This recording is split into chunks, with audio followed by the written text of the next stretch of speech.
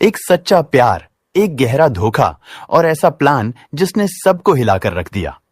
क्या आप सोच सकते हैं, जो घर सबसे सुरक्षित होता है वहीं पर ऐसा कुछ हो सकता है?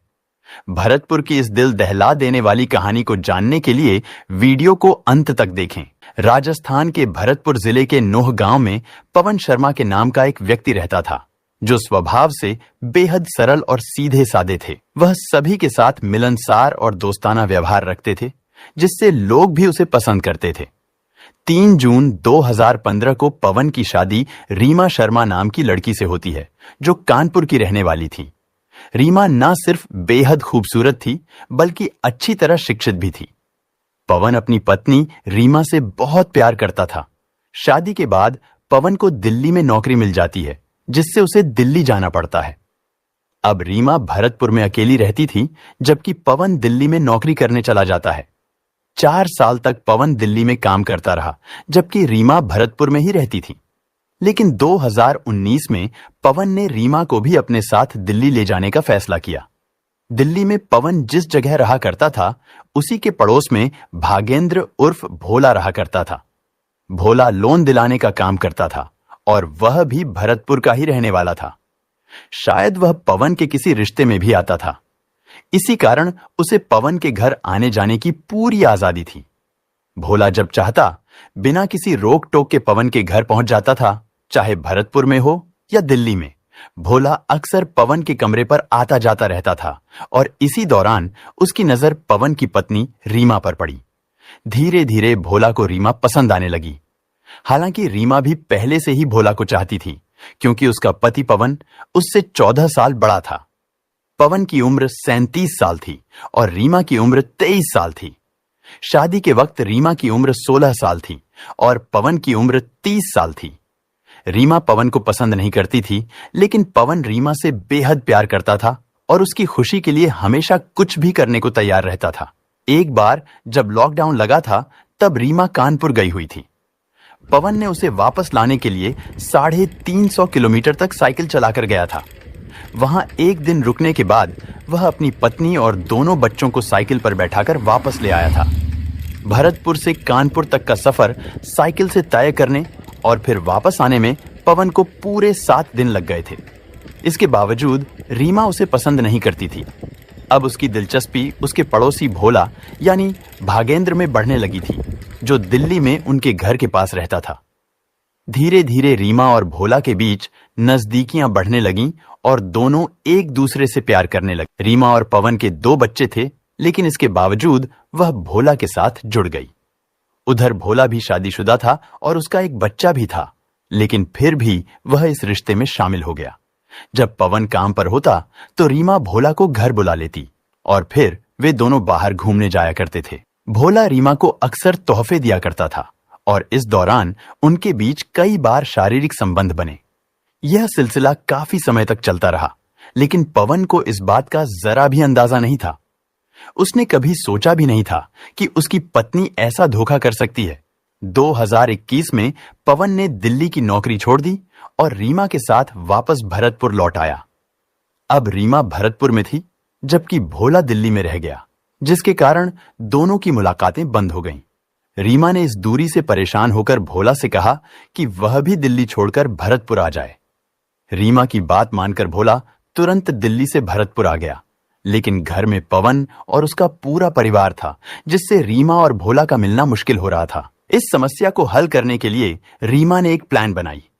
उसने भोला को फोन करके कहा कि वह रात को सबके खाने या दूध में नींद की दवा मिला देगी और जब सभी गहरी नींद में होंगे, तब भोला आराम से उसके कमरे में आ सकता है। इस प्लान के अनुसार रीमा रोज ऐसा ही करने लगी। वह सभी के खाने में नींद की दवा मिलाती थी और जब सब सो जाते थे, तब वह भोला को अपने कमरे में बुला लेती थी। पवन भी उसी कमरे में होता था, लेकिन दवा के असर से उसे कुछ भी पता नहीं चलता था। इस तरह उनका यह सिलसिला लगातार चलता रहा। 29 मई 2022 का दिन था और रीमा ने हमेशा की तरह उस दिन भी सभी के खाने में नींद की दवा मिलाकर सबको सुला दिया। इसके बाद उसने भोला को फोन करके कहा कि वह आ जाए, क्योंकि मिलने का मन हो रहा है और घर के सभी लोग सो चुके हैं। यह सुनकर भोला तुरंत वहां पहुंच गया। उसके साथ एक और दोस्त भी था जिसका नाम दीप था। वे दोनों बाइक से आए थे, लेकिन भोला का दोस्त दीप बाहर ही खड़ा रहा, जबकि भोला घर के अंदर जाकर रीमा के कमरे में पहुंच गया। कमरे में दोनों ने अपना काम शुरू किया, लेकिन इस दौरान पवन की नींद अचानक खुल गई। उस दिन दवा का असर उस पर पूरी तरह से नहीं हुआ था, इसीलिए वह जाग गया। फिर उसके बाद जब पवन ने रीमा और भोला को एक साथ देखा तो वह मोशनलेस रह गया। उसे इस बात पर यकीन ही नहीं हुआ कि जिस रीमा से वह इतना गहरा प्यार करता था, वही उसे पीठ पीछे धोखा दे रही थी। गुस्से से भरे पवन ने तुरंत उन दोनों पर हमला करने की कोशिश की, लेकिन वह अकेला था और सामने दो लोग थे, भोला और रीमा। इस वजह से पवन उन पर भारी नहीं पड़ सका। दोनों ने मिलकर पवन पर हमला कर दिया। इसके बाद भोला ने अपने दोस्त दीप को भी बुला लिया और उन तीनों ने मिलकर पवन की बेहद क्रूर तरीके से हत्या कर दी। उसके बाद उन तीनों ने, यानी भोला, उसका दोस्त दीप और रीमा ने पवन के शव को बाइक पर रखा। भोला और दीप वहां से निकल गए, जबकि रीमा घर पर ही रही। पवन के घर के पास एक नहर थी और उन्होंने सोचा कि शव को वहीं फेंक देंगे ताकि किसी को कुछ पता न चले। प्लान के अनुसार वे लोग नहर तक पहुंचे और पवन के शरीर में भारी सा पत्थर बांधकर उसे नहर में डाल दिया ताकि वह गहरे पानी में डूब जाए और दिखाई न दे। इस दौरान उन्होंने पवन का मोबाइल फोन तोड़कर कहीं दूर फेंक दिया। शव को नहर में फेंकने के बाद भोला अपने दोस्त के साथ वहां से फरार हो गया। इसके बाद वह 6 महीने तक रीमा से फोन पर कोई संपर्क नहीं करता। कभी कभी अगर बात करता भी था तो किसी दूसरे नंबर से करता था, क्योंकि उन लोगों ने पहले ही तय कर लिया था कि पुलिस की निगरानी से बचने के लिए 6-7 महीने तक फोन पर बात नहीं करेंगे, और अगर करेंगे भी तो नए नंबर का इस्तेमाल करेंगे ताकि किसी को शक ना हो। सुबह जब पवन घर पर नहीं मिला तो उसके परिवार ने सोचा कि वह कहीं बाहर गया होगा, लेकिन काफी समय बीतने के बाद भी उसका कोई अता पता नहीं चला और उसका फोन भी बंद आ रहा था। इस स्थिति में पवन के घर वाले उसे हर जगह ढूंढने लगते हैं, लेकिन उसका कोई सुराग नहीं मिलता। पूरा दिन बीत जाता है, फिर भी उसकी कोई खबर नहीं मिलती। पवन के अचानक गायब हो जाने से उसके परिवार वाले बेहद चिंतित हो जाते हैं। रीमा भी ढोंग करने लगती है और कहती है कि शायद पवन उससे नाराज होकर कहीं चला गया है। पवन के पिता हरिप्रसाद शर्मा पुलिस स्टेशन जाकर शिकायत दर्ज कराते हैं। वह कहते हैं, साहब, मेरा बेटा अचानक से लापता हो गया है, कृपया किसी भी तरह से उसे ढूंढ निकालिए। हमारा एक ही बेटा। अब पुलिस पवन की जांच पड़ताल में जुट जाती है और उसे ढूंढने की पूरी कोशिश करती है, लेकिन कोई सुराग नहीं मिलता। इस बीच करवा चौथ का त्योहार आ जाता है। रीमा घर वालों का भरोसा जीतने के लिए व्रत भी रखती है। वह यह दिखाने की कोशिश करती है कि वह पवन से बहुत प्यार करती है, जिससे घर वालों का विश्वास उस पर और बढ़ जाता है। इस दौरान पुलिस को पवन की आखिरी लोकेशन का पता चलता है, जो उसके घर के पास ही दिखाई दे रही थी। इससे पुलिस को पवन की पत्नी रीमा पर शक होने लगता है, इसलिए वे उसे पूछताछ के लिए बुलाते हैं। लेकिन पवन के पिता ने पुलिस को रीमा से पूछताछ करने से रोक दिया। उन्होंने कहा, मेरी बहू बहुत ही सीधी और नेक इंसान है, वह ऐसा कोई गलत काम नहीं कर सकती। उनका मानना था कि पवन खुद ही कहीं चला गया है, इसीलिए रीमा से सवाल जवाब ना करें। पवन के पिता को अपनी बहू पर पूरा भरोसा था। इसके बाद पुलिस पवन के फोन को ढूंढने की कोशिश में लग जाती है। पुलिस ने काफी मेहनत की, लेकिन फिर भी फोन का कोई सुराग नहीं मिला। अब सवाल उठने लगे कि आखिर पवन का कुछ पता क्यों नहीं चल रहा है? क्या उसके साथ कुछ अनहोनी तो नहीं हो गई? धीरे धीरे 5 महीने बीत गए और पुलिस को अब तक कोई सबूत नहीं मिला, जिससे रीमा और भोला दोनों निश्चिंत हो गए। दोनों को पूरा यकीन हो गया था कि पवन की मौत का राज हमेशा छिपा रहेगा और अब उन्हें कोई पकड़ नहीं सकेगा। लेकिन उनकी यह सोच पूरी तरह से गलत थी, क्योंकि रीमा की सच्चाई जल्द ही सबके सामने आने वाली थी। उसकी मासूमियत के पीछे छिपा भयावह चेहरा अब उजागर होने वाला था।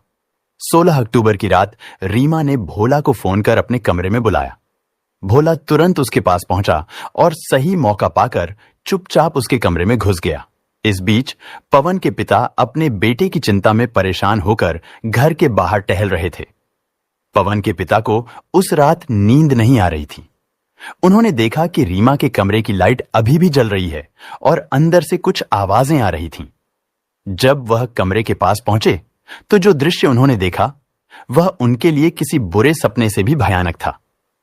जिस बहू पर उन्होंने बेहद विश्वास किया था वह किसी और के साथ आपत्तिजनक स्थिति में थी। यह देखकर उन्होंने तुरंत कमरे का दरवाजा बाहर से बंद कर दिया और तुरंत पुलिस के साथ साथ भोला के परिवार वालों को भी फोन किया।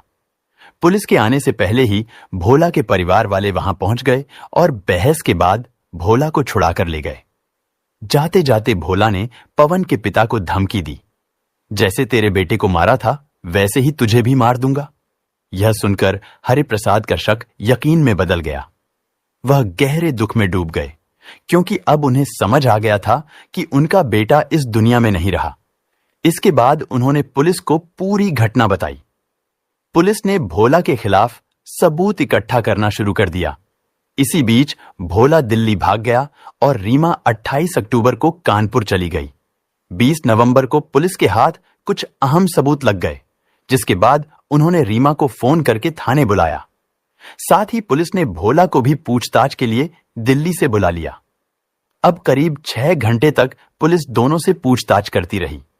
उन्हें अलग अलग कमरों में बैठाया गया ताकि एक ही जगह होने पर वे एक जैसे जवाब ना दें। उनका झूठ पकड़ने के लिए यह जरूरी था। चालाक रीमा कुछ समय तक पुलिस को भ्रमित करने की कोशिश करती रही, जबकि दूसरी ओर पुलिस ने भोला से भी पूछताछ शुरू की। शुरुआत में दोनों अपनी बातें घुमाने की कोशिश करते रहे और सवालों का सीधा जवाब देने से बचते रहे। जब पुलिस ने भोला से कड़ाई से पूछताछ की तो उसने आखिरकार सच कबूल कर लिया। इसके बाद रीमा ने भी अपना जुर्म स्वीकार कर लिया। दोनों से सच जानने के बाद पुलिस जेसीबी और ट्रैक्टर लेकर उस नहर पर पहुंची जहां उन्होंने शव को ठिकाने लगाया था। नहर की गहराई में तलाशी के दौरान एक बोरा मिला, जिसे खोलने पर सिर्फ 17 हड्डियां, पवन का शर्ट और उसका पर्स बरामद हुआ। इस महत्वपूर्ण सबूत के साथ केस सुलझ गया और अदालत ने रीमा और भोला को आजीवन कारावास की सजा सुनाई। साथ ही भोला के उस दोस्त को भी गिरफ्तार कर लिया गया जिसने इस अपराध में उसकी मदद की थी। तो यह थी आज की कहानी। मैं बस इतना ही कहूंगा, कभी एक हंसते खेलते परिवार को इस तरह से उजाड़ने की कोई प्लानिंग न करें। बहुत दुख होता है जब मैं इस तरह की स्टोरी को कवर करता हूं। दोस्तों, इस घटना को सुनाने का उद्देश्य किसी का दिल दुखाना नहीं है, किसी को परेशान करना नहीं, बल्कि आपको जागरूक करना है, आपको सचेत करना है।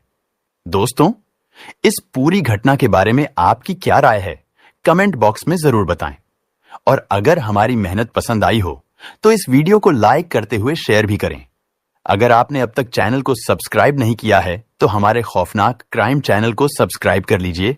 धन्यवाद।